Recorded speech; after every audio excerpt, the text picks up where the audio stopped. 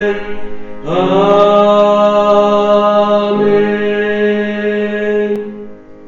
우리 함께 볼 하나님 말씀은 빌립보서 4장 말씀입니다.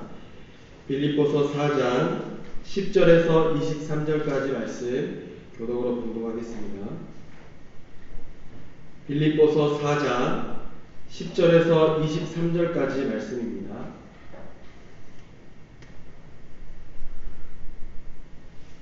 빌립보서 4장 10절에서 23절까지 말씀 교독으로 봉독합니다. 내가 주 안에서 크게 기뻐함은 너희가 나를 생각하던 것이 이제 다시 싹이 나매니 너희가 또한 이를 위하여 생각은 하였으나 기회가 없었느니라. 내가 풍성함으로 말하는 것이 아니라 어떠한 형편에든지 나는 자족하기를 배웠노니 나는 비천에 처할 줄도 알고 풍부에 처할 줄도 알아. 모든 일 곧 배부름과 배고픔과 풍부와 궁핍에도 처할 줄 아는 일체의 비결을 배웠노라. 내게 생명 주시는 자 안에서 내가 모든 것을 할 수 있느니라. 그러나 너희가 내 괴로움에 함께 참여하였으니 잘하였도다. 빌립보 사람들아, 너희도 알거니와 복음의 10초에 내가 마게도냐를 떠날 때에 주고받는 내 일에 참여한 교회가 너희에게 아무도 없었느니라. 데살로니가에 있을 때에도 너희가 한 번뿐 아니라 두 번이나 나의 쓸 것을 보내었도다. 내가 선물을 구함이 아니오 오직 너희에게 유익하도록 풍성한 일을 구함이라. 내게는 모든 것이 있고 또 풍부한지라. 에바브로디도 편에 너희가 준 것을 받음으로 내가 풍족하니 이는 받으실 만한 향기로운 제물이요 하나님을 기쁘시게 하는 것이라. 하나님이 그리스도 예수 안에서 영광 가운데 그대로 풍성한 대로 너희 모든 성도를 세우시리라. 하나님 곧 우리 아버지께 세세 무궁하도록 영광을 돌릴지어다. 아멘. 그리스도 예수 안에 있는 성도에게 각각 문안하라. 나와 함께 있는 형제들이 너희에게 문안하고 모든 성도들이 너희에게 문안하되 특히 가이사의 집 사람들 중 몇이라. 주 예수 그리스도의 은혜가 너희 심령에 있을지어다. 아멘. 네, 오늘 본문의 말씀을 가지고 자족함의 길이라는 제목으로 말씀을 나누고자 합니다. 한번 이 시간에도 변함없이 스스로 외쳐보도록 하겠습니다. 어떤 상황에도 그곳에 있을 수 있다. 어떤 상황에도 내 자리를 지킬 수 있다. 여러분이 계시는 그 자리를 든든하게 지켜주시길 간절히 소망합니다. 코로나 시대가 오고 나서 저는 좀 무력해진 것 같습니다. 이유는 제가 하던 일을 하던 사역들을 제대로 못하기 때문인데요. 사역을 못하는 어떻게 보면 궁핍함의 시대라고 할 수도 있을 것 같습니다. 예를 들면 우리 선교도 못 나가고 그러잖아요. 마찬가지일 겁니다. 제게 있어서는 초등부 예를 한번 들어보자면 저는 아이들을 만나는 게 정말 좋았거든요. 그래서 아이들과 함께 전혀 코로나 시대가 아닐 때 없을 때 아이들과 함께 공도 차고 방방도 뛰고 여자아이들 같은 경우는 그냥 앉아서 그 아이들 이야기를 들어주고 또 수다 떨고 이렇게 이야기하는 거, 그러다가 그 아이들에게 교회 다니자고 해서 전도하는 거죠. 그렇게 한 명 한 명 교회 오는 게 제게는 너무나 기쁘고 즐거웠습니다. 여름 성경학교도 마찬가지일 겁니다. 많은 아이들이 모입니다. 그래서 수영장에서 서로 물장구도 치고 권사님들이 수박을 주시면 수박실 얼굴에 붙여가면 서로 깔깔깔 웃기도 하고 마냥 행복하고 즐거운 시간들입니다. 또 이것만인가요? 또 말씀으로 양육하고 찬양하고 또 주님 안에서 기뻐하는 것, 또 세족식도 했습니다. 발도 씻겨주고 또 부흥의 시간에는 아이들이 너희가 예수님을 만나야 된다 라고 이렇게 요청하며 구원으로 초청하는 일들, 이게 여름성경학교였고 제게 기쁨이었습니다. 저의 일이었습니다. 그런데요, 코로나 시대가 오니까 어떻게 됐을까요? 이것들을 아무것도 할 수가 없었습니다. 그렇게 전도했던 아이들이 새 친구들이 이제는 제 연락에 답장하지도 않습니다. 전화도 받지 않습니다. 그 중에는 교회에 오고 싶은 마음이 있어도 부모님들이 못 가게 합니다. 어떻게 보면은 최근에는 제가 아이들 보고 교회 오지 말라라고 이런 말을 했어야 했습니다. 여름 성경학교도 마찬가지입니다. 어떻게 주일만이라도 가능해져서 주일날에 3시간씩 그렇게 4주간 걸쳐서 진행하려고 했습니다. 그래서 짧고 말도 안 되는 어떤 여름성경학교 기간이지만 그럼에도 예수님 만나게 하자라는 그런 마음에 계획을 세웠습니다. 그런데 이제 2주 했었거든요. 2주가 남았는데 이 2주를 언제 할 수 있을지 모르겠습니다. 목사지만 전도할 수 없고 신방할 수 없고 심지어 교회로 오는 아이들을 내쫓아야 하는 그런 안타까운 상황들이 벌어지고 있습니다. 제 마음은 어떨까요? 물론 여러분의 마음도 다 동일하시겠지만 너무나 그 생각들만 하면 답답하고 눈물만 나기 마련입니다. 그리고 저희 인간으로서의 무능함을 느끼게 됩니다. 어떻게 보면 이 코로나 시대에 목사인 저도 힘을 잃어간다라는 생각을 하게 됩니다. 그런데 오늘 본문의 말씀은 무엇입니까? 여러분이 오늘 말씀을 길게 읽었지만 가장 생각나는 말씀이 있을 겁니다. 내게 능력 주시는 자 안에서 내가 모든 것을 할 수 있다. 그런데요, 이 말씀을 묵상해도 아무리 묵상해도 내가 할 수 있는 게 없다라는 생각을 합니다. 모든 것을 할 수 없는 이 코로나 시대 가운데 제가 할 수 있는 것은 유튜브 영상 찍는 것, 이게 전부라는 생각입니다. 오히려 그럼에도 불구하고 이 영상을 아이들에게 보내줌에도 불구하고 아이들이 잘 듣지 않는 아이들이 대다수입니다. 물론 잘 듣는 아이들도 있지만요. 우리는 이 빌립보서 이 13절 말씀을 보면서 무엇이든지 가능하다, 무엇이든지 못할 것이 없다 라고 이렇게 우리가 늘 외우기도 하고 우리 삶에 적용하며 이렇게 살아갑니다. 그래서 이 말씀만 생각하면 뭔가 초월적인 능력, 내 상황들을 이겨낼 수 있는 초월적인 힘들, 그런 긍정적인 이미지들을 사용하고 힘을 내서 다시 한 번 더 걸어가는 것 같습니다. 그런데 한편으로 생각해보면 이 말씀을 아무리 되뇌어 봐도 지금 이 시대 가운데 내게 할 수 있는 것은 없다라는 생각뿐입니다. 왜 그럴까요? 이 말씀과 비슷하게 잘못 사용하는 부분이 있는데요. 요한복음 15장 17절 말씀입니다. 너무나 잘 아시는 말씀인데요. 너희가 내 안에 거하고 내 말이 너희 안에 거하면 무엇이든지 원하는 대로 구하라. 그리하면 이루리라. 그래서 이 말씀을 가지고 기도하면 우리는 보통 그러죠. 하나님이 무엇이든지 들어주실 거야 라고 이렇게 생각하며 내가 원하는 것들을 하나님 앞에 기도합니다. 그리고 그것들이 이루어질 것이다 라고 생각을 합니다. 그래서 어떻게 보면은 그 기도의 내용이 내 마음대로, 내 욕심대로, 어떻게 보면 나의 정욕대로 그렇게 구하기도 합니다. 이렇게 된 이유는 뭘까요? 이 말씀에서 뒷부분에 초점을 맞추었기 때문입니다. 이 말씀에서 포인트는 너희가 내 안에 거하고 내 말이 너희 안에 거하면에 있는 겁니다. 이게 조건입니다. 그럴 때만이 우리가 하나님께 구하는 그 모든 것들이 이루어진다는 겁니다. 오늘 본문 말씀도 마찬가지입니다. 내가 모든 것을 할 수 있다. 내가 너에게 주어진 그 상황 가운데서 무엇이든지 가능하다. 그렇게 우리가 생각을 하잖아요. 그렇게 받아들이고 기도합니다. 그래서 내가 하고자 하는 그 일, 내 취업, 내 성공, 내 사업, 내 목표들을 다 해낼 수 있어 라는 그런 용기를 불어넣는 정도로 사용하기도 합니다. 그런데 아무리 그렇게 용기를 불어넣어도 우리는 이 코로나 시대에 할 수 있는 게 없다라는 게 현실입니다. 왜 그럴까요? 어떻게 보면 이 말씀이 이 시대를 살아가는 우리에게 전혀 도움이 되지 않는다라는 생각이 들기도 합니다. 도대체 바울은 이 말씀을 통해서 무엇을 이야기하고 싶었을까요? 오늘 이것을 한번 알아보고자 하는데요. 경제적으로도 또한 사회적으로도 또 우리의 신앙적으로도 아무것도 할 수 없는 이 시대 가운데 우리가 모든 것을 할 수 있다라고 말하는 이 바울의 주장이 어떻게 가능한지 이것들을 한번 알게 되기를 소망합니다. 그래서 오늘 말씀을 통해서 여러분이 믿고 따르는 그 주님, 그 예수 그리스도께서 주시는 참된 능력과 참된 힘을 얻게 되시길 간절히 소망합니다. 네, 오늘 13절 말씀을 이해하려면 본문의 전체적인 상황을 조금 살펴보아야 되는데요.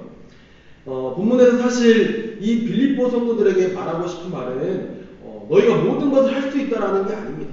사실 하고 싶은 말은 그들이 선교 헌금을 자기에 보내주었거든요. 그래서 그것에 대해서 고맙다라는 말을 하고 싶은 겁니다. 빌립보 성도들은 이 바울에게 많은 물질적으로 도와주었습니다. 그것이 15절, 16절에 기록되어 있는데요. 우리 함께 한번 읽어보겠습니다. 15절과 16절입니다. 함께 읽습니다. 빌립보 사람들아 너희도 알거니와 복음의 시초에 내가 마게도냐를 떠날 때에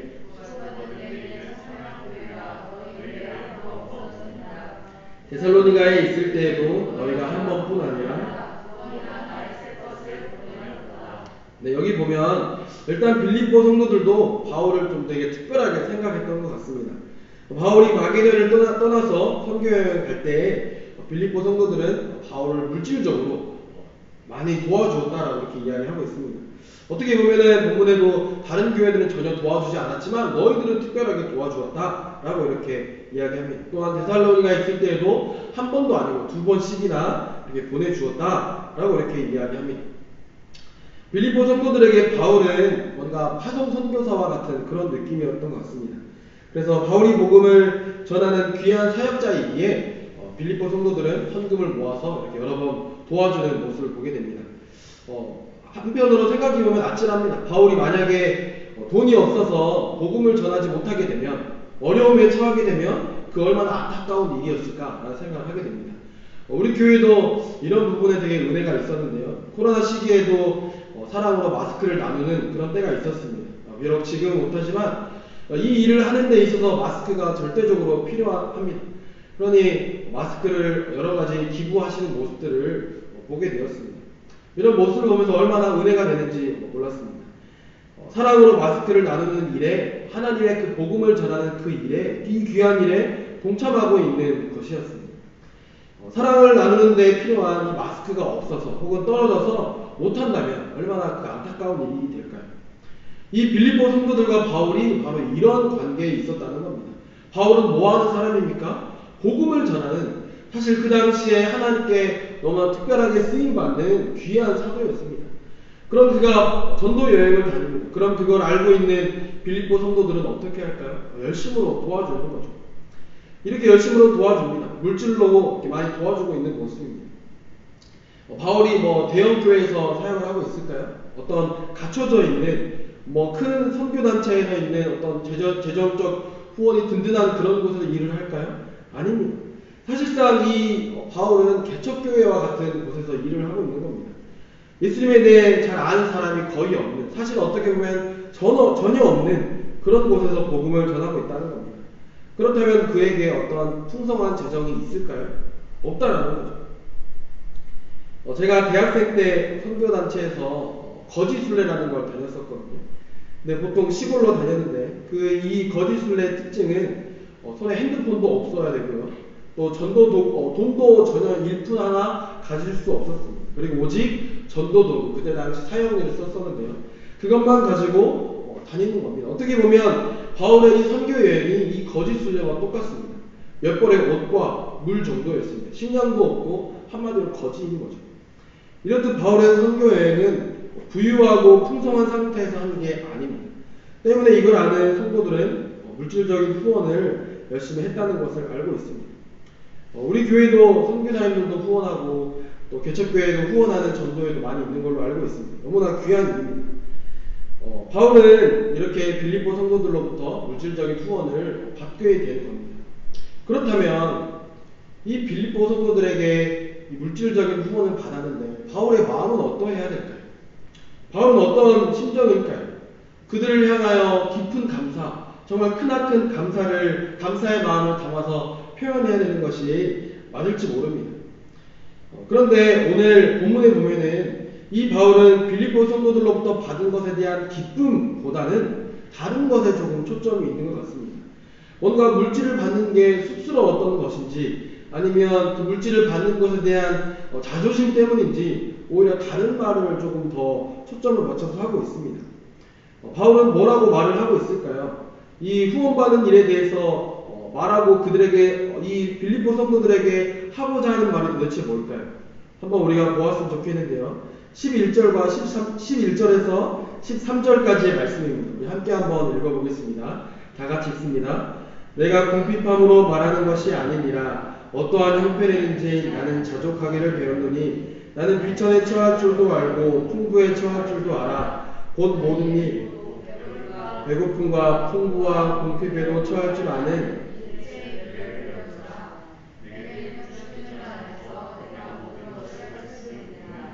여기에 보면 물론 다른 부분에 감사하다, 기쁘다, 너희들 때문에 기쁘다 라는 말들이 있지만 오히려 포인트는 여기에 있는 것 같습니다. 부모님이 떨어져 사는 자녀에게 먹을 것을 좀 보내줬어요. 돈도 보내줍니다. 그런데 자녀는 그것을 받고 뭐라고 해야 될까요? 감사합니다. 이렇게 이야기해야 됩니다. 그런데 자녀는 오히려 뭐라고 이야기할까요?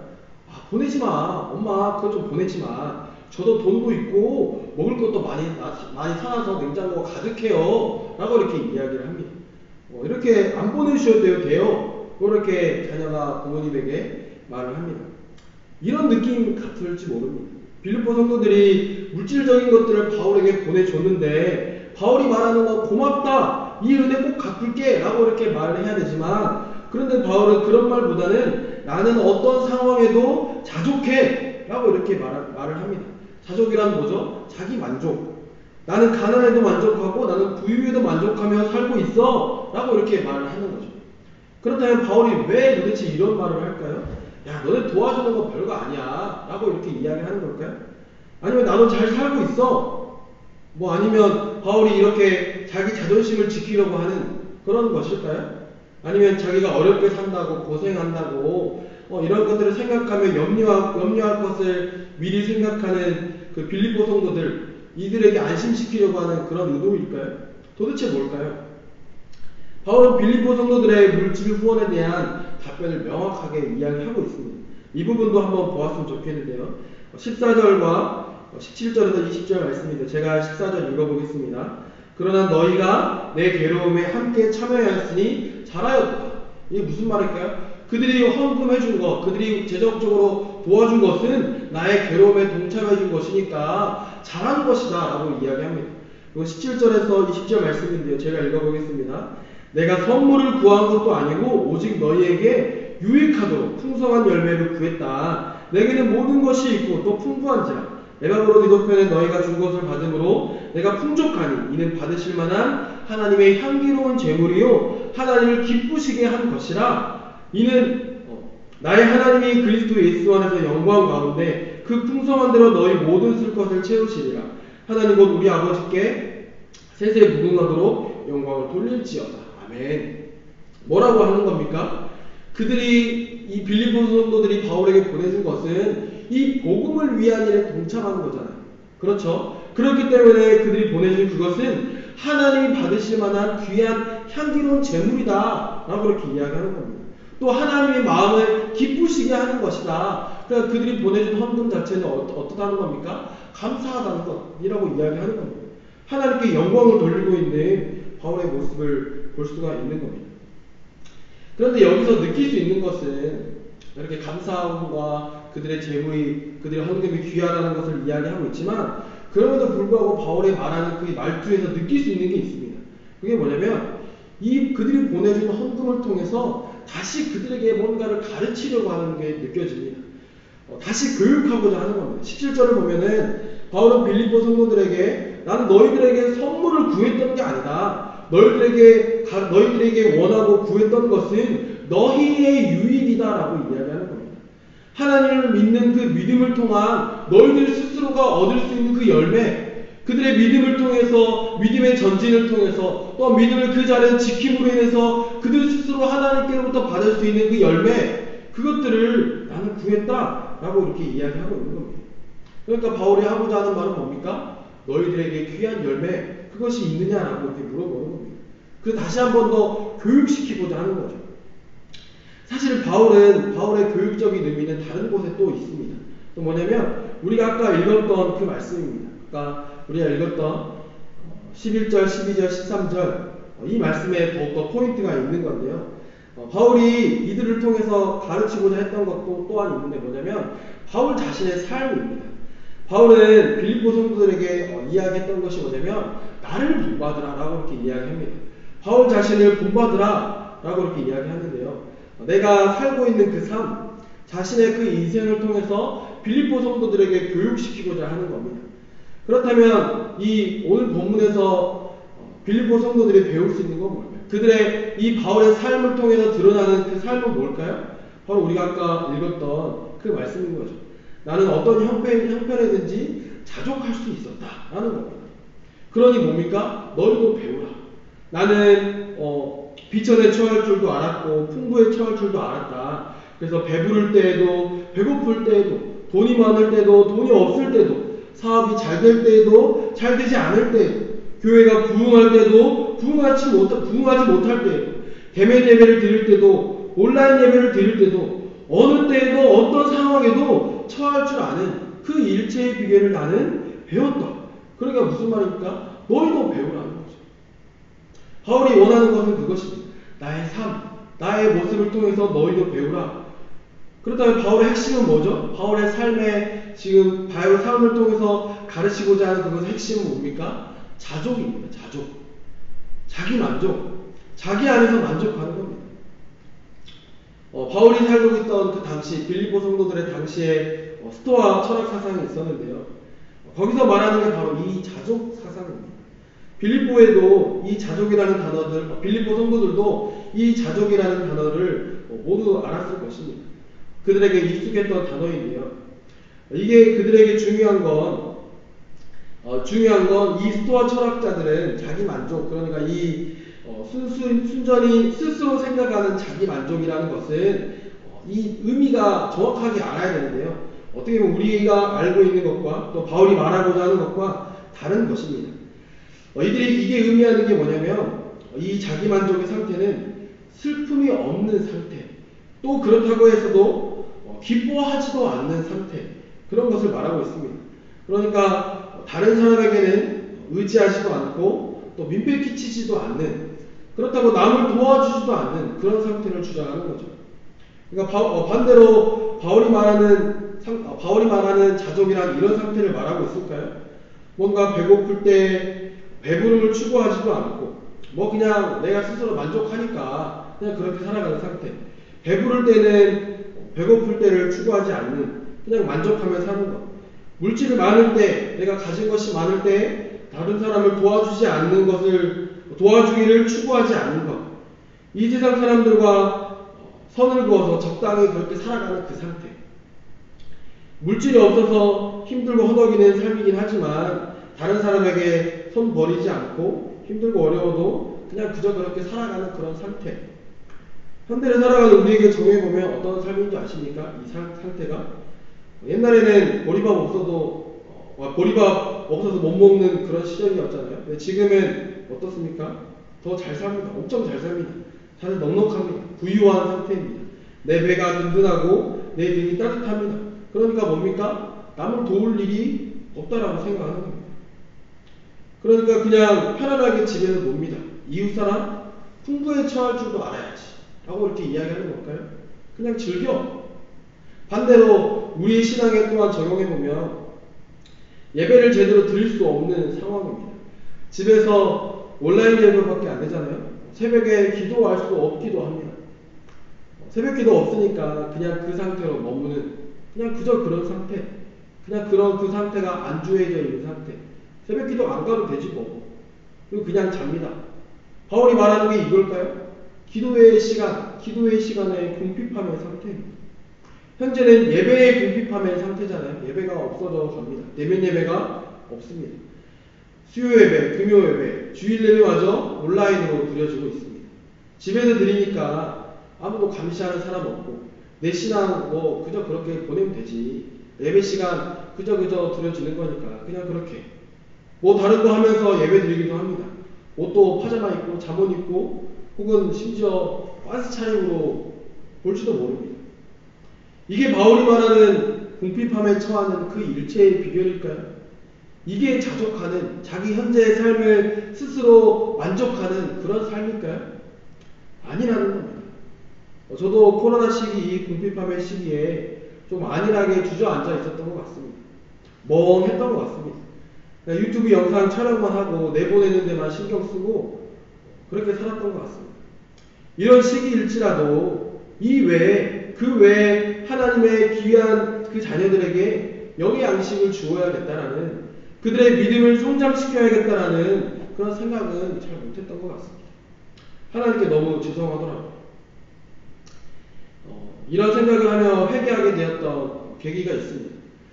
다른 교회 사역들을 좀 돌아보게 되었을 텐데요. 초등부를 담당하고 있는 어떤 한 전도사님의 기도 편지였습니다.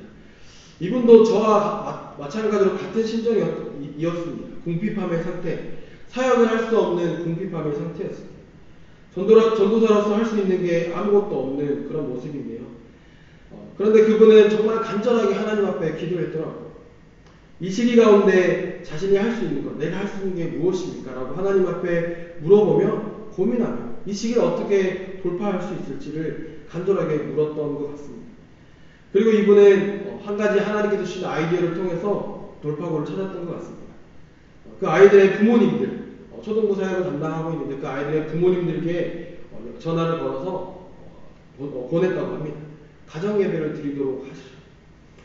같이 마태복음을 읽는 도전을 하자고 했다고 합니다. 그래서 초등부 아이들이 가정에서 그렇게 예배를 드리고 부모님과의 소통이 이루어졌다고 합니다. 그런데 이렇게 기도하고 그들에게 보냈을 때 가정마다 놀라운 일들이 일어났다고 합니다. 가정의 관계가 회복되어지고 그들이 하나님의 말씀을 묵상하고 예배드리고 그들의 믿음과 신앙이 이 아이들의 신앙이 자라나기 시작했다는 겁니다. 그런 놀라운 역사들을 은혜들을 경험했다라고 이렇게 이야기하고 있습니다. 바울이 말하는 풍부에 처할 줄도 알고 궁핍에 처할 줄도 안다라는 게 바로 이런 상황이지 않을까라는 생각을 하게 됩니다. 우리가 처해져 있는 이 궁핍함의 상태, 그냥 안주해 있는 것을 자기 만족이다 라고 이렇게 이야기하지 않습니다. 그런 상황일지라도 그럼에도 불구하고 그 상황에서 주님이 내게 맡겨주신 그 일들을 해내는 겁니다. 새벽기도가 없으면 못 가게 되면 어떻게 해야 됩니까? 그 시간에 그 자리에서 일어나서 기도하면 되는 겁니다. 대면 예배가 안 되면 어떻게 해야 됩니까? 가정에서 모여야 됩니다. 가정은 모이지 못하게 안 하잖아요. 가정은 모일 수 있도록 허락해 주잖아요. 물론 이제 마스크를 써야 되는 경우도 있겠지만 가정에게 모여서 그렇게 예배 드리는 겁니다. 함께 기도하는 겁니다. 유튜브 영상을 보면서 말씀을 듣고 가족이 모여서 그 말씀을 가지고 기도하고 나누고 셀 모임 못하면 어떻게 해야 됩니까? 가정에서 말씀을 묵상하고 나누면 됩니다. 바울이 원하는 건 궁핍해도 이 주님이 원하시는 일들을 할 수 있다라고 이렇게 이야기하는 겁니다. 어떻게 가능합니까? 이것이 불가능해 보일지라도 하나님은 가능하다라고 이렇게 이야기하고 있습니다. 13절에 포인트가 있는데요. 우리 13절 말씀을 함께 한번 읽어볼까요? 13절입니다. 내게 능력 주시는 자 안에서 무엇입니까? 포인트가 어디에 있습니까? 내게 능력 주시는 자 안에서. 바울이 주님의 일을 할 때 재정이 없으니까 물질이 없으니까 포기했습니까? 아닙니다.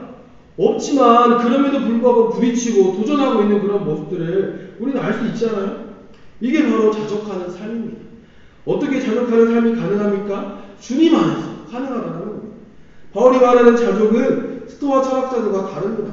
단순히 자기 만족, 내가 그냥 이러니까 그냥 만족하면 산다라는 게 아닙니다. 어떻습니까? 주님 안에서 주님께서 주시는 이 삶에서 만족할 수 있다라는 겁니다. 사랑하는 성도 여러분, 우리가 지금 이 시대를 살아가고 있는데 이 시대는 우리의 믿음이 우겨싸움을 당하고 있습니다. 믿음의 궁핍함의 시대, 예배의 궁핍, 기도의 궁핍함의 시대입니다. 보이는 게 다가 아니죠. 우리의 악한 영들이 우리의 신앙을 바닥 끝으로 못 끌고 내려가고 있다는 말입니다. 어떻게 하겠습니까? 어떻게 하시겠습니까?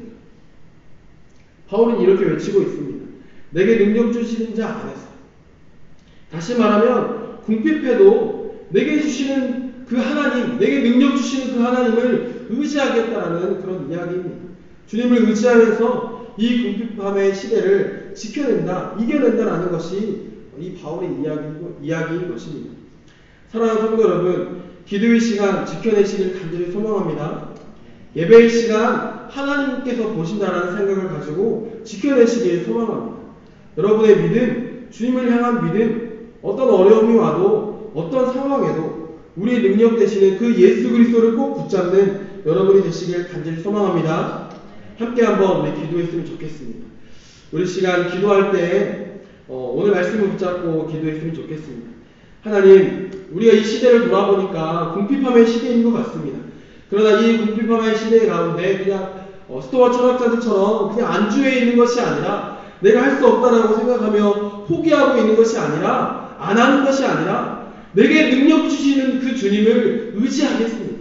하나님, 내가 할 수 있는 일이 무엇입니까? 알려주시고 내게 능력 주시는 그 주님을 의지함으로 나아갈 수 있게 달라고 기도했으면 좋겠습니다. 우리가 이 시간에 할 수 있는 게 무엇입니까? 첫 번째는 주님을 의지하는 것입니다. 주님을 꼭 붙잡는 것입니다. 기도의 자리에 못 나갑니까? 우리 잠자리에서 일어나서 기도해야 됩니다. 예배 자리에 못 나갑니까? 우리가 서 있는 그곳에서 예배해야 됩니다. 부르신 곳에서 우리가 처해 있는 그곳에서 주님의 능력을 의지하며 지켜내야 됩니다. 하나님, 우리가 이것들을 붙잡고 첫 번째로 기도하시고요. 두 번째로 코로나로 인해서 우리의 믿음이 약해지지 않도록 더 강하게 붙들어 주시라고 기도했으면 좋겠습니다. 세 번째로는 태풍이 올라오고 있는데 이 태풍을 또한 이겨낼 수 있도록 안전하게 지켜주시라고 우리 주님 한번 부르고 다 같이 기도하겠습니다. 주여! 하나님 아버지, 간절히 기도합니다. 하나님, 오늘 바울의 말씀을 통하여서, 바울의 말을 통하여서 아버지, 우리 일체의 비결을 배웁니다. 하나님, 자족할 수 있는 아버지 일체의 비결을 배웁니다. 하나님, 우리가 할 수 없습니다. 아버지, 우리를 무능하여서 이 시대 가운데 할 수 있는 것이 없습니다. 경제적으로도 사회적으로도 신앙적으로도 아무것도 할 수 있는 것이 없어 보일 뿐입니다. 아버지, 그러나 주님께서 말씀하여 주십니다. 내게 능력 주시는 자는 할 수 있다 말씀하여 주십니다. 주님, 우리가 주님을 붙잡고